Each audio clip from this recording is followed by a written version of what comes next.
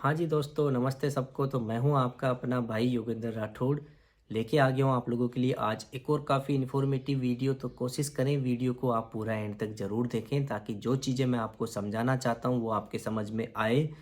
तो दोस्तों, जैसा कि आप सब लोगों को पता है, फ़िलहाल आज के टाइम पे कहीं पे भी जॉब नहीं है। यूके में इंटरव्यूज़ नहीं हो रहे हैं, रिक्रूटमेंट की प्रोसेस नहीं है। काफ़ी लोगों को मेरे को बस यही मैसेज आते हैं कि सर हमने ओईटी पास कर लिया, हमने सीबीटी पास कर लिया है, प्लीज़ हमारे लिए कोई इंटरव्यू कंडक्ट कराओ, हमें बताओ कि हमें कैसे जॉब मिल सकती है। तो मुझे लगा कि यार मैं इसके ऊपर एक डिटेल वीडियो बनाऊँ। कुछ चीज़ें जो मुझे आप लोगों को समझानी है, मैं उन चीज़ों को रख सकूँ ताकि आप लोगों की समझ में आए, आपका जो प्लान है वो क्लियर हो सके कि आपको आगे क्या करना है। तो दोस्तों, बात करें वैकेंसीज़ की, तो ये तो देखो ना तो मेरे हाथ में है ना किसी और यूट्यूबर के हाथ में है। ये डिपेंड करेगा यहाँ की गवर्नमेंट के ऊपर कि कब वो वैकेंसीज़ लेके आएंगे या फिर कब वो बजट है वो एनएचएस को देंगे। अब मैं बात करूँ कि यार ऐसा क्यों हुआ है। देखो, हमारे टाइम में जब वैकेंसीज़ आई थी वो टाइम अलग था। आपको पता है, कोविड के बाद का वो टाइम था। कोविड के टाइम पे काफ़ी ज़्यादा यहाँ पे स्टाफ की इनको नीड थी। तो उस टाइम पे इन्होंने बल्क के अंदर नर्सेज़ को रिक्रूट किया था। काफ़ी नर्सेज़ को इन्होंने रिक्रूट किया। काफ़ी हद तक यहाँ पे नर्सेज़ है वो आ चुकी है। हर महीने, हर 15 दिन के अंदर एक एक बैच है वो इंडिया से आता था हर हॉस्पिटल के अंदर। अब आपको पता है कोविड चला गया है, सब सारी सिचुएशंस है वो काफ़ी नॉर्मल हो चुकी है।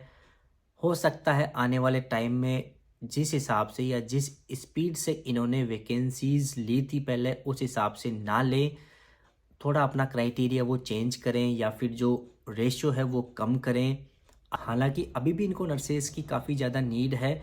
फॉर एग्ज़ाम्पल मैं आपको बताऊं कि आज के 6 महीने पहले जब मैं एक्स्ट्रा शिफ्ट किया करता था, तो भैया मैं जिस किसी भी वार्ड में चेक करता था, हर जगह मेरे को एक्स्ट्रा शिफ्ट है वो अवेलेबल होती थी। आज का टाइम ऐसा है, अब हमें खुद को हमारे वार्ड के अंदर भी एक्स्ट्रा शिफ्ट करने के लिए हमें भटकना पड़ता है। इतना इजीली नहीं मिलता है। केवल लिमिटेड एक्स्ट्रा शिफ्ट आती है और वो लिमिटेड स्टाफ को ही दी जाती है। ये आपको मैं रियल बता रहा हूँ, यहाँ की रियलिटी है। इसका मतलब ये है कि काफ़ी हद तक इनके पास में स्टाफ है वो यहाँ आ चुका है। कुछ मेरे नोन हैं, कुछ मेरे कोवर्कर्स हैं या कुछ मेरे फ्रेंड्स हैं, वो मुझे ये भी बताते हैं कि उनके हॉस्पिटल में तो एक्स्ट्रा शिफ्ट करने को मिलती ही नहीं है। उन लोगों ने, किसी ने केयर होम ज्वाइन कर लिया, किसी ने बाहर कहीं कोशिश कर रहे हैं कि जॉब मिले। तो ये सब क्यों हुआ है? क्योंकि इन्होंने हद से ज़्यादा नर्सेज यहाँ पे ले चुके हैं। इनका जो बजट था, इनके पास में अब कोई नया बजट है नहीं।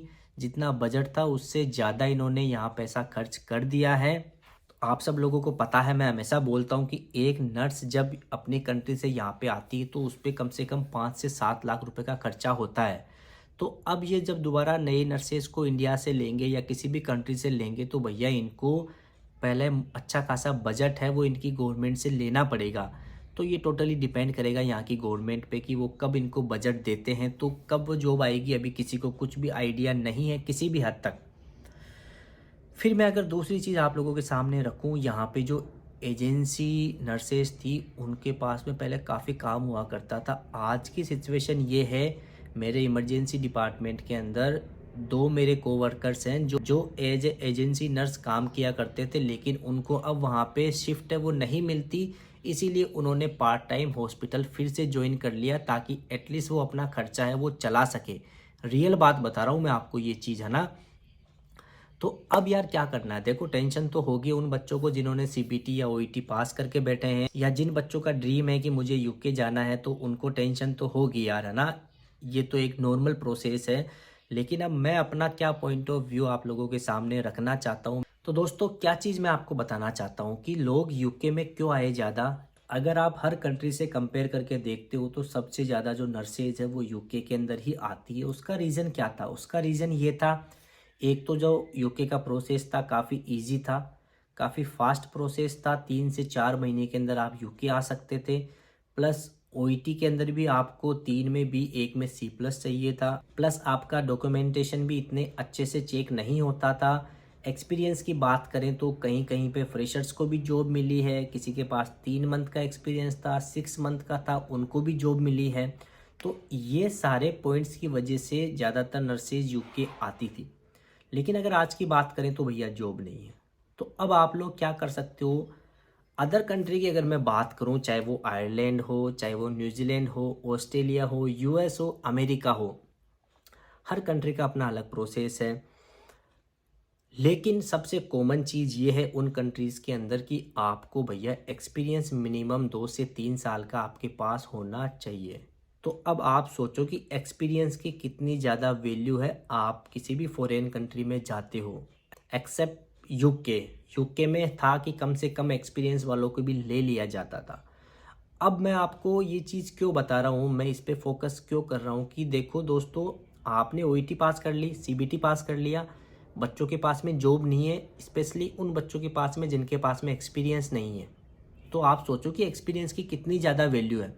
अब हो सकता है अभी फ़िलहाल कुछ बच्चे ऐसे हैं जिनके पास में एक्सपीरियंस है लेकिन जॉब नहीं है, बट मैं बोलूँगा उन बच्चों को कि जैसे ही वैकेंसी आती है आप लोगों को डेफिनेटली जॉब मिलेगी। लेकिन अब आने वाले टाइम में छटनी होने वाली है, इतना ईजी नहीं होगा। पहले हमारे टाइम में क्या था कि वैकेंसीज़ ज़्यादा हुआ करती थी, अप्लाई करने वाले जो कैंडिडेट थे वो कम थे, तो जिन्होंने भी अप्लाई किया सबको जॉब मिल जाती थी। अब क्या होगा, वैकेंसीज़ है वो कम होगी, एप्लीकेंट हैं या कैंडिडेट हैं वो ज़्यादा हैं। तो सोचो कि अब हॉस्पिटल वालों के पास में चॉइस होगी कि भैया मेरे को इसको लेना है, मेरे को इसको नहीं लेना, है ना। तो एक एक मेरा ओपिनियन है, मेरा एक्सपीरियंस है, मुझे ऐसा लगता है कि आने वाले टाइम में ऐसा हो सकता है। सपोज करके देखो कि मेरे हॉस्पिटल को 10 इंटरनेशनल नर्सेज की रिक्वायरमेंट है। अब वो बोलेंगे कि भैया हम 20 बच्चों का इंटरव्यू लेंगे, उनमें से हम देखेंगे कि किन 10 को हमें लेना है। जो एजेंसी वाले हैं वो आपसे कांटेक्ट करेंगे, आपका सीवी लेंगे, आपका डॉक्यूमेंटेशन लेंगे, आपको इंटरव्यू कंडक्ट करके देंगे। अब सोच के देखो कि भैया 20 बच्चों का इंटरव्यू हुआ लेकिन लेना उनको 10 को ही है। तो उन 10 बच्चों में अब वो किस हिसाब से डिसाइड करेंगे कि कौन सा बच्चा हमारे लिए सही है। इंटरव्यू तो सबसे मेन है कि वो आपने किस तरीके से अपना इंटरव्यू दिया है वो डिसाइड करेगा। उसके अलावा आपका एक्सपीरियंस है वो डिसाइड करेगा कि कौन से हॉस्पिटल में आपका एक्सपीरियंस था, क्या उस हॉस्पिटल का बैकग्राउंड है, कितने बेडेड है, आपकी स्टडी और आपके रजिस्ट्रेशन या आपके एक्सपीरियंस के बीच में कितना गैप है, क्या आपकी क्वालिफ़िकेशन है, क्या आपका ओईटी का स्कोर कार्ड है। मैं बोल रहा हूँ ये सारी चीज़ें आने वाले टाइम में कंसिडर होगी। अभी तक नहीं होती थी ये चीज़ें, आने वाले टाइम में ज़रूर होगी। ये चीज़ें मैं आपको क्यों बता रहा हूँ, क्योंकि जहाँ से मेरे रिसोर्सेज हैं या जिन बच्चों के मेरे को मैसेज आते हैं उनको उनकी एजेंसी वालों ने ये चीज़ें पूछी है या ये चीज़ें उनको करने के लिए बोली है। तो मुझे लगता है कि मैं आप लोगों को भी ये चीज़ें पहले से अवेयर कर दूँ। तो दोस्तों अगर अब मैं बात करूं कि जो बच्चे कॉलेज के अंदर है, जिनका एम है या जिन्होंने सोच लिया है कि मुझे तो बाहर ही जाना है, तो दोस्तों केवल यूके का टारगेट मत रखो। आप ये सोच के देखो हमारे पास में हर कंट्री का ऑप्शन हो, हम इस तरीके की अपनी प्रिपरेशन करें। तो कॉलेज वाले बच्चे केवल अब्रॉड का ही ना सोचें, ध्यान रखें अपने सेंट्रल गवर्नमेंट में भी अच्छा पैसा है, स्टेट गवर्नमेंट में भी अच्छा पैसा है। तो अपनी नर्सिंग की तैयारी एटलीस्ट 4 साल या 3 साल की नर्सिंग है वो इतनी अच्छी तरीके से करें। कल को अगर ये फॉरेन कंट्रीज़ के अंदर जॉब नहीं होती है तो आपको घर नहीं बैठना पड़ेगा, एटलीस्ट आपके पास में एक सिक्योर जॉब होगी। तो सबसे पहले जहां आपको इजीली जॉब मिल जाए वो जॉब लो, अपनी फैमिली को सपोर्ट करो, फाइनेंशियली स्टेबल बनो, थोड़ा सा मेंटल जो अपना प्रेशर है उसको कम करो। उसके बाद में सोचो कि अब हम आगे क्या कर सकते हैं। उसके बाद अगर मैं बात करूं उन बच्चों की जिन बच्चों ने अपना डिग्री या डिप्लोमा कंप्लीट कर लिया है, वो बच्चे अब क्या करें। तो उन बच्चों का आज से पहले उनका ये टारगेट था कि भैया कोचिंग ज्वाइन करो, ओईटी पास करो। कोचिंग वाले आपको यही बोलेंगे क्योंकि उन्होंने अपनी दुकान इसीलिए खोल के रखी है ताकि ज़्यादा से ज़्यादा बच्चे उनकी दुकान पे जाएं और उनको मोटा पैसा दें। वो आपको कभी ये चीज़ नहीं बोलेंगे जो आपके अकॉर्डिंग या जो रियल है। वो आपको वो प्रोसेस बताएंगे या वो चीज़ें बताएंगे जहाँ पे उनका बेनिफिट हो। आप इन चीज़ों को समझना दोस्तों, दिमाग लगाओ अपना। आपको पता होगा जब से मैंने अपना यूट्यूब बनाया है, मेरे से पहले ऐसा कोई भी सिंगल यूट्यूबर नहीं था जो आपको मोटिवेट करता हो, जो आपको एनकरेज करता हो या जिसने आपको ऐसा बताया हो कि भैया आप ओईटी एग्ज़ाम सेल्फ स्टडी से भी पास कर सकते हो, क्यों नहीं ट्राई करते हो। ऐसा किसी ने नहीं बताया होगा। और जो रियलिटी या जो चीज़ें मैं बताता हूँ वो चीज़ें भी आज से पहले आपने किसी यूट्यूबर के यूट्यूब चैनल पे नहीं देखी होगी। क्यों नहीं बताते वो, इसका रीज़न तो आप उन्हीं से पूछो, उनको काफ़ी अच्छे से पता होगा। प्लस दूसरी बात, किसी ने अपनी दुकान खोली है भैया, वो पैसा कमाएगा उस पे, है ना। अगर उनको इतना ही लगता है कि यार हम लोगों की मदद करते हैं, हमारी वजह से लोग यहाँ जॉब करते हैं, या हमने कोचिंग इसलिए खोली है ताकि हम लोगों की मदद कर सकें, तो भैया लोगों को फ्री में कोचिंग दो फिर। अगर मदद ही करना चाहते हो, किसी का पैसा लेके क्या मदद होती है ना। पैसा लेके कोई मदद नहीं होती है, केवल अपने मौज मस्ती की चीज़ें, अपने शौक पूरे किए जाते हैं, है ना। तो उन चीज़ों पे मैं नहीं आऊँगा। मैं आपको क्या समझाना चाहता हूँ, देखो फॉर एग्ज़ाम्पल एक चीज़ समझने की कोशिश करना। अगर आपके पास में डिग्री डिप्लोमा है, आप ओईटी की किसी कोचिंग में जाते हो, आप उसको पैसा देते हो सकता है 3 से 6 महीने आपको एग्ज़ाम पास करने में लगे। मान के चलो आपको 6 महीने एग्ज़ाम पास करने में लगे, पास कर लिया आपने, जॉब नहीं है। जॉब क्यों नहीं है, आपके पास में एक्सपीरियंस नहीं है। फिर आप हॉस्पिटल ज्वाइन करते हो, एक्सपीरियंस के लिए आप एक्सपीरियंस लेते हो, 6 या साल भर का आप एक्सपीरियंस लेते हो किसी हॉस्पिटल के अंदर। तो आपका कितना टाइम हो गया, 6 महीने कोचिंग प्लस साल भर का एक्सपीरियंस, मतलब 1.5 साल का टाइम आपका लग चुका है। उसके बाद में फिर आपके पास में कहीं जाके चांसेस होते हैं कि आपको जॉब मिल सके। अभी भी श्योरिटी नहीं है, चांसेस है कि मिल सकती है। वहीं अगर मैं दूसरी साइड बात करूं, डिग्री डिप्लोमा है, हॉस्पिटल ज्वाइन करो, जैसे ही रजिस्ट्रेशन आता है हॉस्पिटल ज्वाइन करो, साल भर तक अगर आप हॉस्पिटल एक्सपीरियंस लेते हो, जो आपने पहले वाले केस में भी यही किया है ना, साल भर आपने एक्सपीरियंस लिया है, उस एक्सपीरियंस के साथ साथ में आपने अपनी इंग्लिश पे काम किया, उस कोचिंग में आपने 3 या 6 महीने की तैयारी की, आपने ओईटी पास कर लिया, तो वो ओईटी आप यहाँ भी पास कर सकते हो। अब आपके पास टाइम है साल भर का।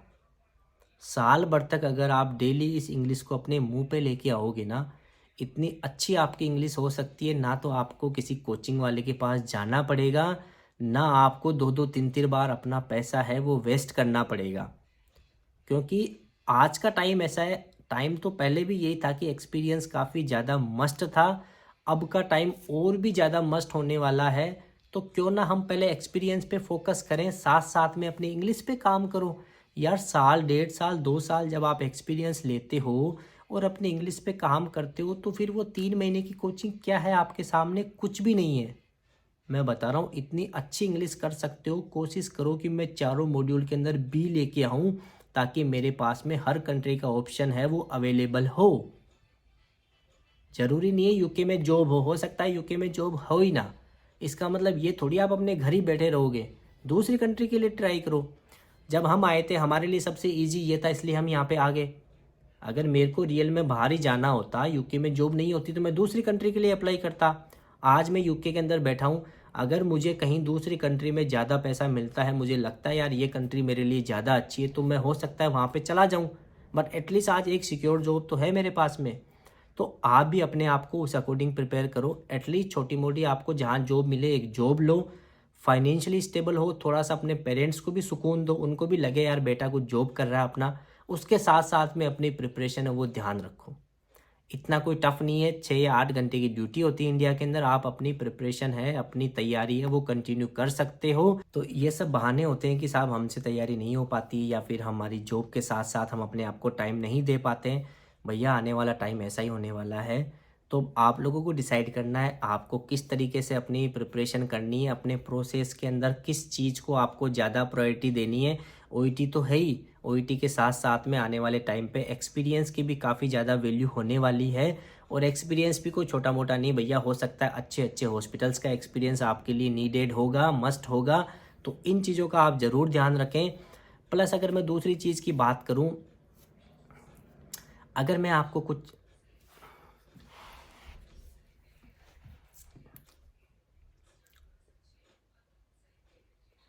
तो ये चीज़ें आप इस अकॉर्डिंग आप अपना अगर प्रोसेस करते हो, तो हो सकता है आपके पास में मल्टीपल ऑप्शंस हो।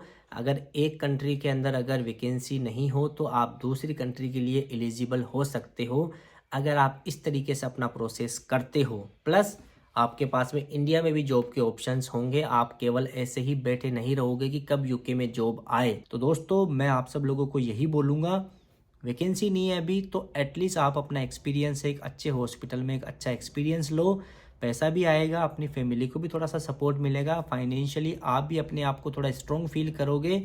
उसके साथ साथ में आप अपनी प्रैक्टिस है वो कंटिन्यू करते रहो। जिन्होंने पास नहीं किया है, जिन्होंने पास कर लिया है, उम्मीद करते हैं आप लोगों के लिए कहीं ना कहीं जॉब मिलेगी आने वाले टाइम में। दोस्तों, अगर आपको ये थोड़ा सा भी मेरा वीडियो इन्फॉर्मेटिव लगता है कि मैंने कुछ बातें आपको अच्छी बताई है, तो प्लीज़ वीडियो को लाइक करें, वीडियो को शेयर करें और अपने दोस्तों के साथ में, और चैनल को सब्सक्राइब करें। Thank you so much.